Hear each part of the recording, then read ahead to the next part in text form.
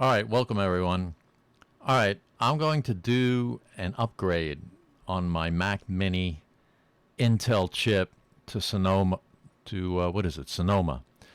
And every once in a while up here, I get a little like nudge to like, hey, it's time to upgrade. And being that I have an Intel, I'm kind of worried about upgrading and losing performance on my Mac Mini, being that I use it for video editing.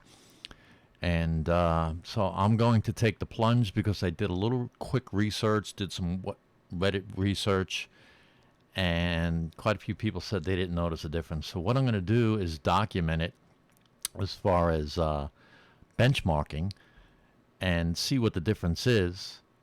Now I came across Geekbench. This is a version 6 something, and I figured let me use this to benchmark it to see a comparison. This way I feel a little bit better. Now I've been on the fence about moving from an Intel chip to Apple M1, M2, M2 Pro, and so on. But so far my budget's not really allowing getting a new computer faster, and right now the Intel chip is doing pretty good.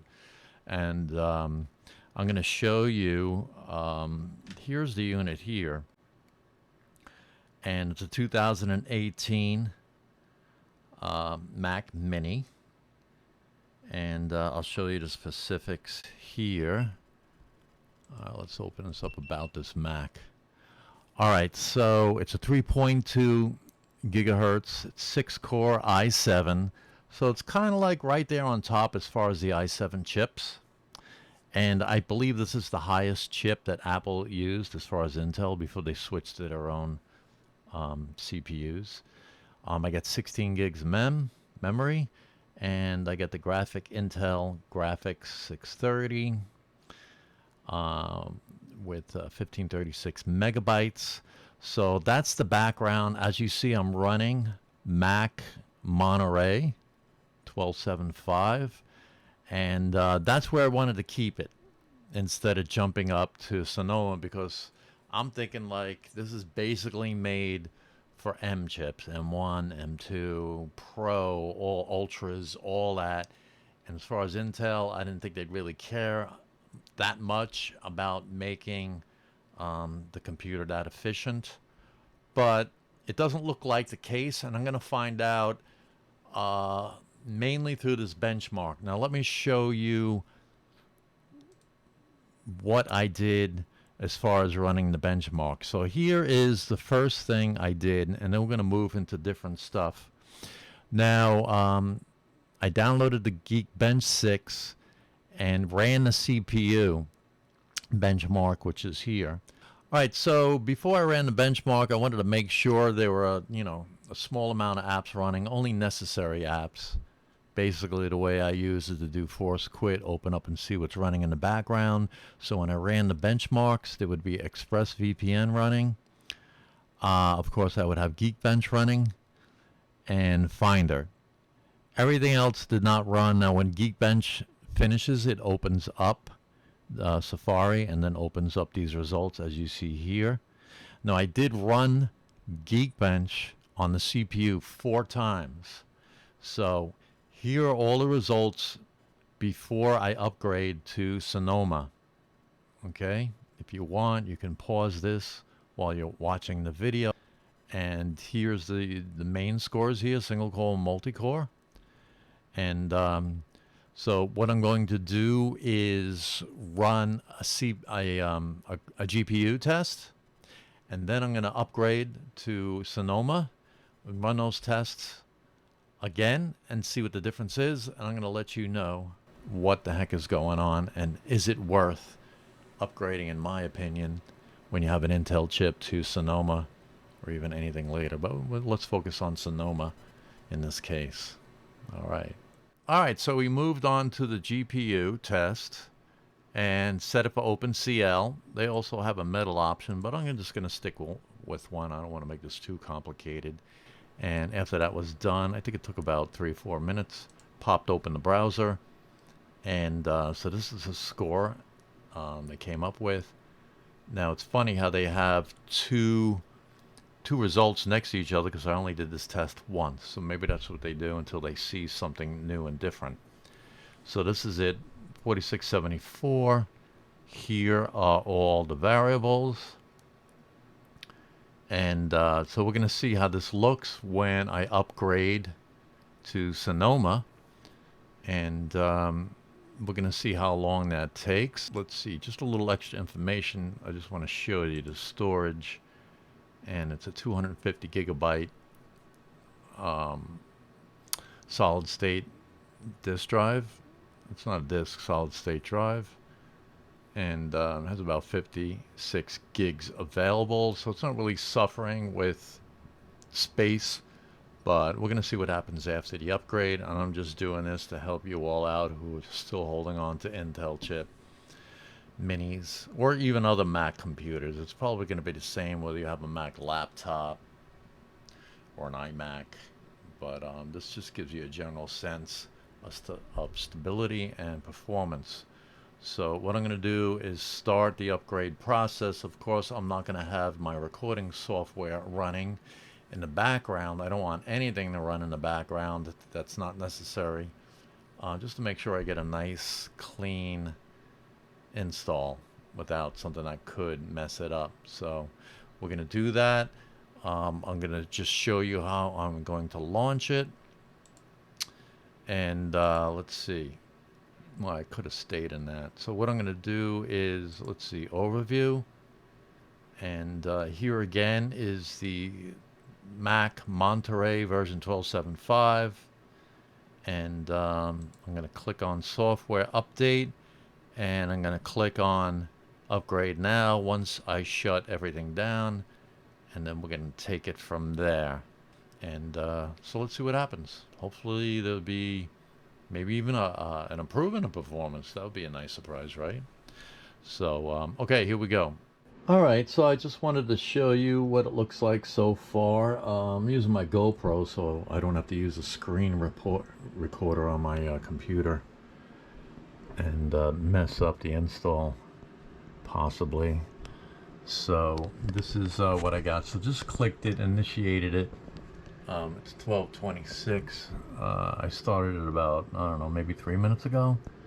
And so downloaded it. I have a 1 gigabyte or gigabit package on Verizon, so it downloaded really quick. I think it's about 6 gigs, the operating system. And so this is the prompt I'm at now. It says about 30 minutes remaining. All right, so conversion is done. I think it took about 45 minutes. Had to do a couple of reboots to get both monitors to work. Okay, here's something that I just found that does not look like good information. It shows legacy system extension, existing software on your system loaded, a system extension signed by Wondershare Software, which will be incompatible with future version of Mac OS. Contact the developer for support. I hope that is an old file left over from one of my Wondershare Filmora installs, because that's the program I used to edit video, the program that I used so you can watch this video. So let me show you, let's see, about this Mac. Okay, just want to show you that over here, Sonoma 14.5. All right, the about this Mac is actually a little bit different. You got to click on more info to go into the other variables. So that looks a little bit different so far, but basically this is a performance video to see an initial one, not crazy super duper technical. All right, so we have Sonoma and no longer Monterey. All right, so this is what I did. I ran the CPU benchmark here, and I actually did this 3 or more times with each software version. And I did it a few times with the GPU. All right, so let's move to the results. And as you see here, this is CPU. And these are general results. Now, these top three are with Sonoma. Okay, and then everything else below is with the Monterey. So as you see, it looks like the multi-core scores actually got better. Higher is better. So if you look at, the four bottoms, they're less than the top. That's great. Looks like single core. It took a hit here. That could have been from, when I opened the browser the last time. But single core. And let me show you when you click on it, because it shows you the version. 14.5 here. You see that?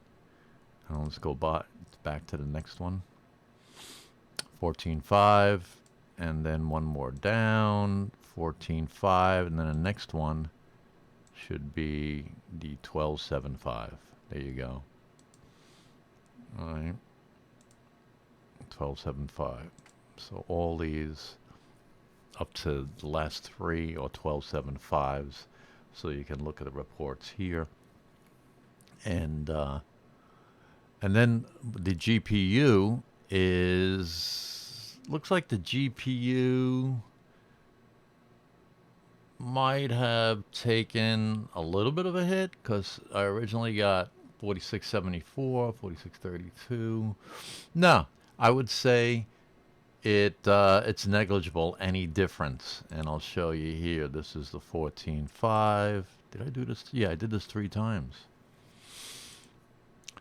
This is 14.5. One more down. This is the 14.5. And so I only did the GPU once with the old system, and I had 4674. So actually, I would say maybe it did take a little bit of a hit, GPU, for some reason. So let's go back to the CPU. So there you go. And so far I'm happy. I haven't used the computer for anything else except for this benchmark deal. And let's take a look at some benchmark charts. And yeah, let's take a look at the single core, multi-core, 1446, 5540. See how it compares to the Mac benchmark. And I also want to make one more correction as far as Intel. I mentioned before that I believe it topped out at the i7, and it did not. It topped out at the i9, which I think you might find listed here. But so here's single core performances. Here's Intel i7 3.2. That's pretty close to what I got. And then you look at all the other Apple chips that below that, out of the water, all the way up to the M3 Max is kicking some butt. And let's just click on multi-core and see. Yeah, all the M2, the Pros, the Maxes, they're kicking butt on anything near Intel. You have some Xeon chips here that were getting some nice results, but because they're super multi-core, 16, 28 cores. But let's scroll down and see what league I would be in. It's nice to even know that I made the list around 55. So here for reference is an i7 3.2 6 core. It's what I got. So I'm kind of like hovering around the other Intel i7 cores. Now, I'll tell you one thing. This chart is really giving me inspiration to upgrade to some M2 somewhere. An M2, either a Mac Mini M2 or maybe an entry-level Studio, which kicks butt big time. And I'm sure I'd be able to see the difference when editing videos. So there you go. Appreciate it. If you have any comments, leave them below, like, and hopefully this gave you confidence if you do have an Intel and you've been holding off on upgrading to Sonoma. I don't know about anything below that, Ventura and so on, but Sonoma so far looks like it's doing pretty good with Intel chips. All right, thanks for watching. See you in the next